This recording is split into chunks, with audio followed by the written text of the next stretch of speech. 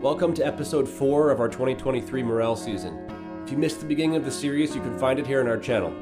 We spent the last 3 episodes road tripping through the entirety of British Columbia and well into the Yukon territory in our yearly search for morel mushrooms. By the end of the episode, we hope to have found our spot and we can begin setting up our camp for the season.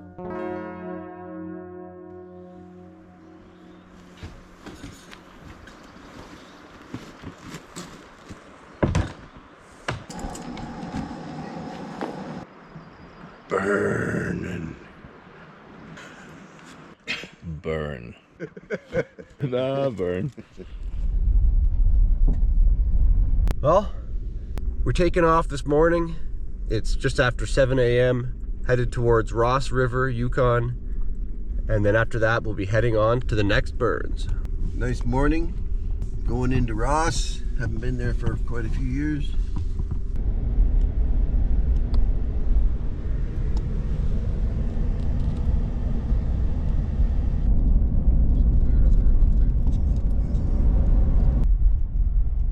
Nice gas station, eh? Sleepy little town here in Ross River. It's a pretty remote community. One of the only communities on this side of the Yukon. And as you can see, almost 8 a.m. and we haven't really seen anybody in the entirety of town.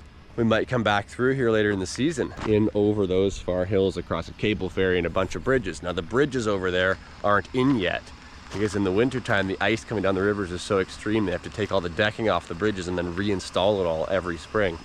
So it's only open for about 4 months and they're not putting that in until a couple weeks from now. So we can't go that way yet.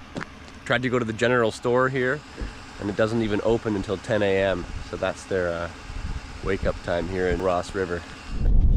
Woo! We're back on a paved road after hundreds of kilometers.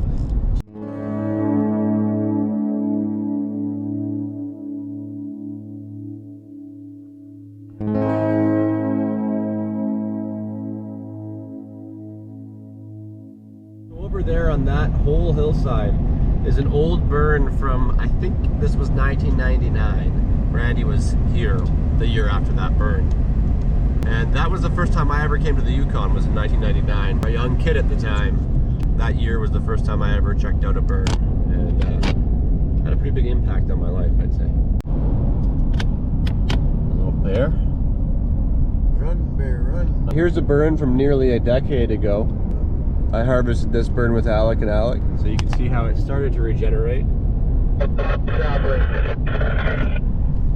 Now up here in the Yukon, it does take longer for the boreal forest to regenerate, but you can see that it also self-seeds really well. So now that's because the boreal trees are just covered in cones. A lot of the cones will survive the burn. The heat will actually open many of those cones, so there's thousands and thousands and thousands of baby trees starting in there. Stopping at this pullout, we can see the mighty Yukon River. Almost a decade ago, Alec, Alex, and myself arrived at this spot to commercially harvest morels. That year, Randy was running a huge mushroom drying operation, with record days reaching over 9,000 fresh pounds from the multiple buyers that were supplying him with mushrooms. The rest of us were sent to harvest across the river from this spot, where you can see the old burn site from 2014. Upon arrival, there was at least 25 boats lined up on either side of the river, and hundreds of people camped right here in this area. It was a high-priced year with not many accessible fires, so anyone that wanted to pick had to cross the river. Renegade boat drivers had set up a full-time operation with their tin skiffs, $20 a ride each way. If you want to hear more about the story, we have a whole video on our channel talking about it, which will be linked in the description below.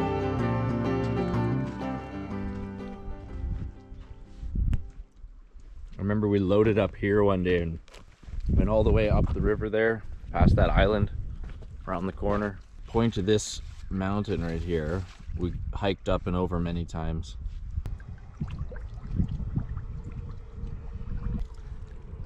The Yukon River.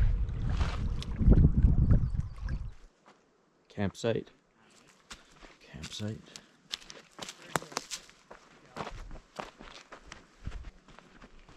Campsite.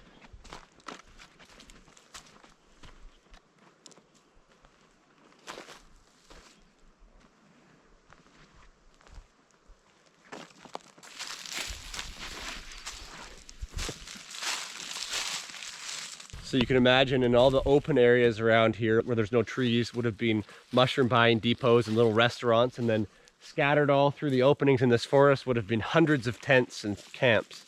Between this spot and then the other landing just down the road, there was over 500 harvesters, and then quite a few people who were running boats or running restaurants as well as the harvesters. So we just came from in the forest over there and on the other side of these trees, and there's camps literally everywhere through here. We're walking back to the truck where we parked, and there's another camp right here.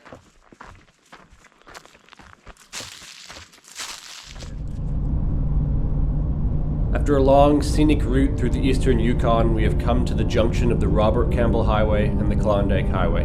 From here we'll take the Klondike Road, which leads to the famous Dawson City, the Yukon's former capital during the well-known Klondike Gold Rush. In the late 1800s, more than 100,000 prospectors embarked on a brutal journey deep into the largely unmapped Yukon at the time, all in search of gold.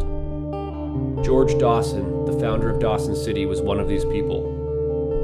The prospectors of the time had a truly dangerous path to get to the Klondike, with many people losing their lives or going broke.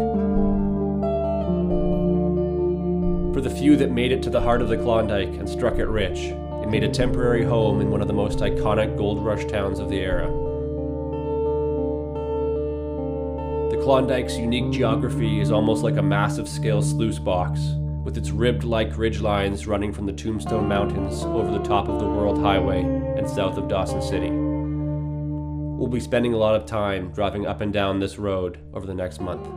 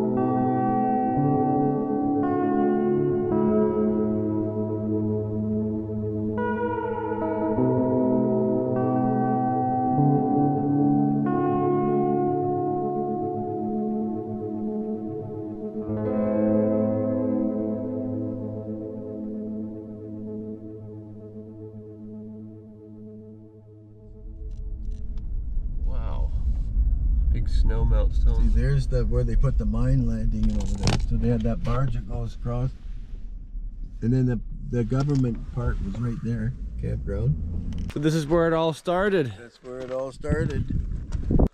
Did you dry some mushrooms? I dried mushrooms in my sleep and out of my sleep. This is where we had the A-frame right here, where the wind event came from. We've stopped at Minto, a location that comes up in one of Randy's many wild harvesting stories. It was in this part of the Yukon that he worked with the local First Nation and the government to have a record morel season at the time. With less commercial interest from the wild mushroom industry in the 1990s, Randy had made the decision to push north and go full scale in the Yukon, with little to no competition from other companies at the time. We're just leaving the Minto landing where it all started back in the mid-90s here in the Yukon, and we're heading to the next burn, and this is one of the target burns we're really looking forward to checking. It's still pretty cold here, there's all that snow along the river, so I doubt we'll see very many mushrooms right now, if any at all, but we'll definitely be able to get an idea of if it's going to produce just by using our knowledge and experience of what the ground looks like, the tree species, the water, everything else. So we're getting close now after this big journey. Our odometer reads at about just under 3,200 kilometers from the time Randy left home. So it's been a long drive, big journey, and we're just about to our first real target destination. Back on the Klondike Highway. This entire light green valley here, all the light green, that would have been the forest fire during the Minto year in the mid-90s. Okay, so here's the first burn. You can see it over this way, and it looks pretty good from here. It's got some good signs. It's not a big burn, it's only 1,500 hectares, but there's lots of semi-burnt needle-top trees. There's also some brutal muskeg in there, which we want to avoid if we can. The access to this fire is pretty tough. You're looking at a good-sized hike, so it's doable, but we're going to check out the other fire before we commit to hiking into this one. So here's the larger burn of these two near Stewart Crossing here. And we're going to have to stop here somewhere and take a look. Well, we finally made it to the central Yukon. We're just about 10 kilometers south of Stewart Crossing. Let's take a look at this ground. Looking better than the other fires. We've got moss and liverwort just starting, so we're not late. We're actually right on time. This ground looks like it'll start showing morels within a week or two. That gives us time to set up camp. Let's take a deeper look. See baby liverwort just starting. My experience with the Yukon is it can be very, very, very abundant morels. They can also have very few morels, like anywhere. But here, one of the determining factors is the muskeg, the thick moss layer. This area is partial muskeg, but it's not super, super thick muskeg. So this has potential to produce. Where Alex is heading right now, near those aspen trees, would be one of the first spots to show mushrooms because it's along the highway. It's the extra sunlight, and aspens often produce first. It's not too dry in the pockets where the moss is burnt away, so that's really good. It has potential. So we usually say when the fire cups get to about 1/4 inch, the morels should start, but that's very circumstantial. They don't always get that big. These are tiny. Yeah. Some little fire cups just starting. You can barely even see them. This is the best looking ground we've seen so far of the fires that we've looked at on our way in. But it could use some more rain. If it doesn't rain, then it will become too dry. So I'm going to fly the drone up and get a nice aerial of this area and see how big this burn really is. My expectation is that down in there will be some nice ground. And if you can see the far hillside behind it, I harvested a burn there 3 years ago, and it produced a lot of green fire morels. A lot. It was really good. So finding a good spot to camp and set up 2 Quonsets and all of our gear is the biggest challenge here, because there's no logging in the Yukon. There's very few roads. This is all crown land, in case you're wondering. We're in Canada. We've just pulled into another spot here. This is somewhere that I'd scouted via satellite before leaving. And there's a really nice looking section of ground down below. It's the nicest looking section of ground based on the satellite topography that I saw on this fire. But if we can camp right above it, that would be pretty ideal. So we're just gonna have a look around here. What the heck? That is some weird gravel.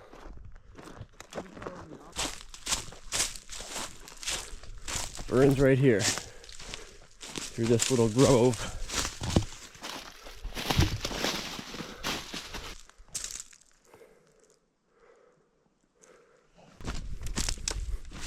Whoa! See that? I try not to do that, but that's often a sign that it's good morel ground, to be honest.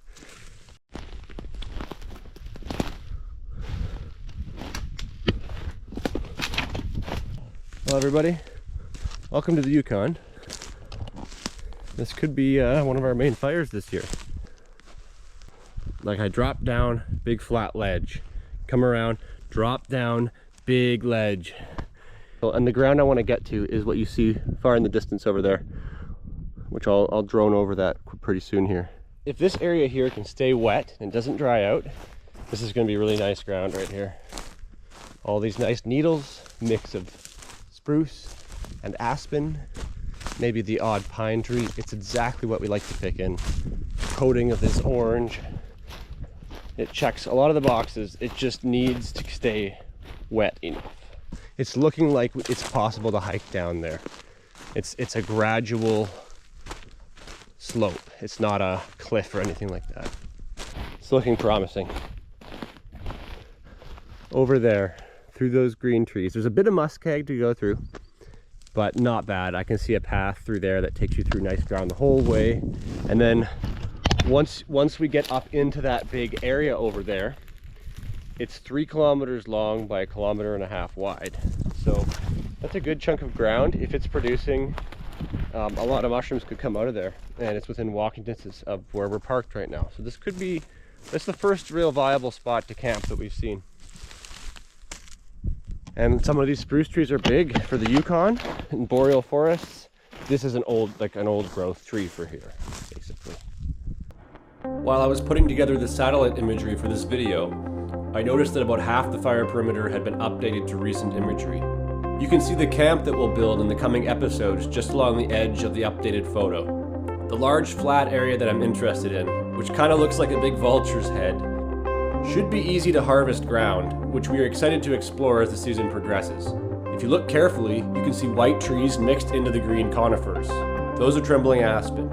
The flat is also surrounded by a creek to the north and the east, and a muskeg wetland to the west and the south. It's a nice mix of deciduous and evergreen trees, surrounded by water, with lots of scatterburn. Our biggest concern here is that the rest of this gravel pit might fill up with a lot of other commercial harvesters. And when that happens, in the commercial mushroom industry here in Canada, we call that a zoo. And we generally try to avoid the zoo. It's where a lot of the problems occur.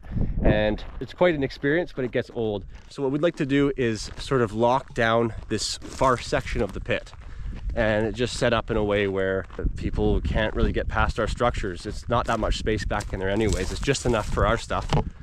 So if we can lock it down on this little entrance right here with our Quonset tents and vehicles and trailers, it gives us a nice little spot behind there. You can't really drive over this without a quad. And then there's lots of room for everybody else if they decide to park in here. Another downside is it's going to be a very hot and dry camp, but we're here to pick and to work, and we have to make some sacrifices. So this is our best option right now. What do you guys think? I like this spot a lot. Yeah? It's too bad we can't be a little bit more private, but yeah. Oh well, can't win them all. What do you think? Yeah, I like it. It's a little hot and dry. It's a little hot and dry, but we'll find our spots. If I wasn't going to be in camp most of the time, then it might not work. Yeah.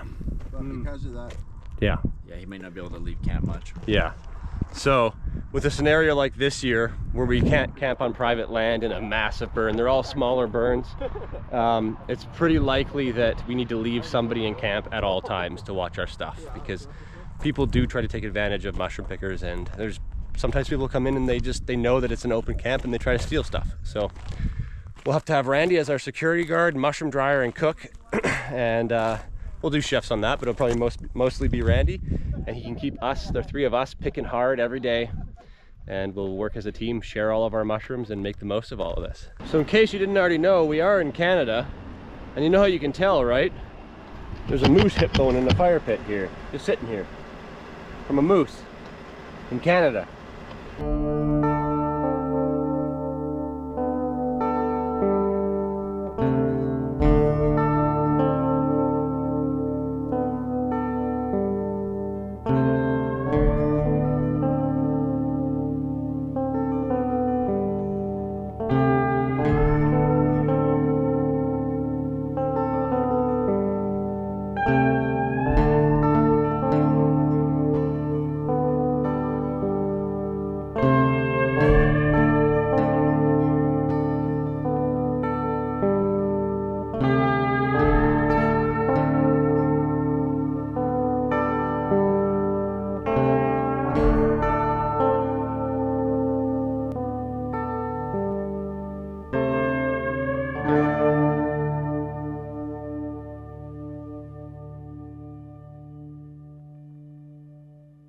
So we've taken the canoe and all the wood and metal for our mushroom wood stove room, mushroom dryer, off. We've set it here.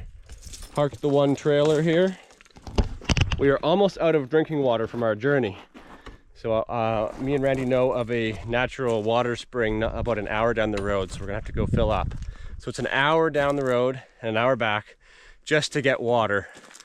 So that's quite a bit of fuel for some drinking water. So that's why we have so many jugs. You know, we got that one, this one, and then all of these. About 250 liters of water we can go pick up at once. Somebody had a bit of an accident here. It looks old, it's ribboned off, but that's a dangerous one for sure. Yikes, not good. Here's Stewart River, and this joins into the mighty Yukon River not too far to the west of here. Over that way. Hey, I always wanted to paint a big black tunnel. It's starting to rain. This is what a mushroom picker wants. A little bit of rain, a little bit of sun, and a whole lot of mushrooms. Now, we've come an hour down the road, and this is a little freshwater spring here. So let's see if it's still good. Yeah, we've drank this water before. Guess we'll find out again. Last time it was fine, but we'll see. So that'll be good for a little while. Hey, we're back at our new campsite. We might get some rain soon, which is great, even though we're camping. That's the thing about mushroom picking. You want it to rain, but then you gotta sit in the rain and camp. But you need the rain. Anyways, I think this is my tenting spot for the season. Right between these big sort of walls of gravel. I can use them to make a structure over my tent, and it's nice and flat right here. So this would be my new house for the next little while. We're just kind of doing a temporary camp setup tonight to keep things dry during this rain. Woohoo! It's raining. Bring on the mushrooms.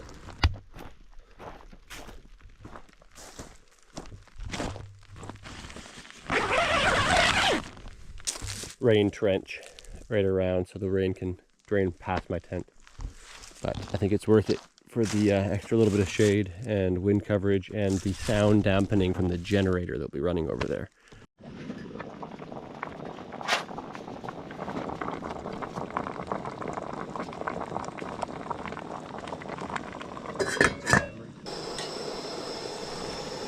Well, I'm gonna head to bed for the night. It's been a long 5 days and we're really happy to be in the Yukon now. So tomorrow we start our big camp setup, and I'm really eager to go scout this burn. I'm gonna do a big walk in the next couple days. So stay tuned for that, and we'll see you in the morning. We hope you enjoyed episode 4 of our Morel season. We finally made it to our location here in the Yukon, and we're relieved that we can finally start setting up our camp. That concludes the travel portion of this year's series. From this point forward, we'll be setting up camp and scouting burns until the Morels are ready. If you enjoyed the video, consider liking and subscribing, or check out our online store on Shopify that's linked in the description below. Hope you have a great day, and thanks for watching.